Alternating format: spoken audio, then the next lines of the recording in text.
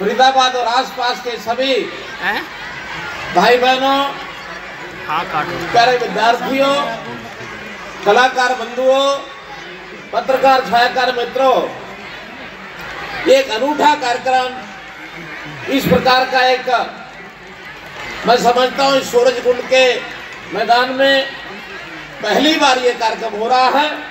और इस पहली बार होने वाले कार्यक्रम में उतना उत्साह देख करके आपको सबको बहुत बहुत शुभकामना देता हूँ, बहुत बहुत बधाई देता हूँ। ये दिवाली का त्योहार ये हमारे लिए केवल उत्सव नहीं है, एक ये आस्था का विषय भी है कि हम अपने देश में और दुनिया में ये सब दीपावली का उत्सव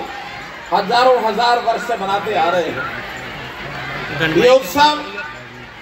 हमारी आस्था का, हमारे उत्साह का, प्रभु रामचंद्र जी ने जिस प्रकार से एक असत्य के ऊपर सत्य की विजय पाई थी और जैसे लंका में रावण का एक प्रकार से पास करके लंका विजय करके और वापस अयोध्या में आए थे और उस दिन दीपावली मनाई गई थी,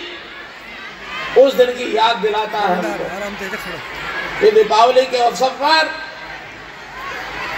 हम लोग संकल्प करते हैं कि हमारा जीवन मर्यादा पुरुषोत्तम भगवान रामचंद्र जी के उनके जीवन के आदर्शों के अनुरूप हम अपने आप को ढालेंगे। भाइयों बहनों, प्यारे बच्चों, दीपावली का उत्सव सर्वजन सुखाय सर्वजन हिताय इस प्रकार की संस्कृति से ओतप्रोत है। हम लोग सूरज कुंड में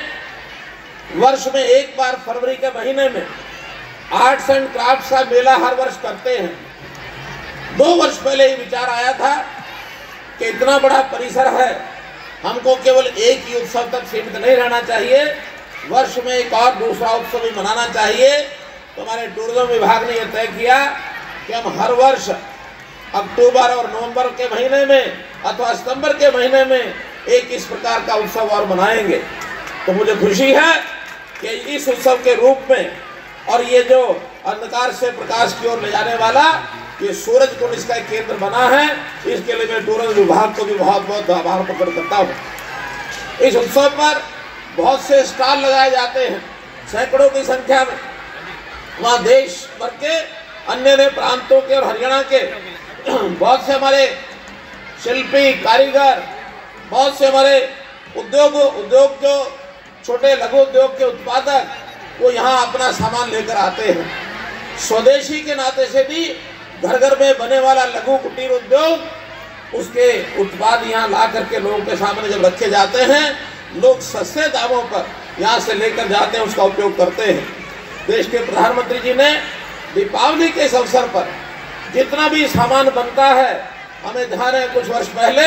ये सारा सामान दूसरे देशों से भी, चाइना से भी आकर के यहाँ उपयोग होता था, लेकिन छोटा सामान हम अपने अपने कारीगरों के माध्यम से देश में बना सकते हैं। उन्होंने हमको कहा मेक इन इंडिया उद्योग के अंदर इस धारणा से आगे चलो और जो छोटा छोटा ये सामान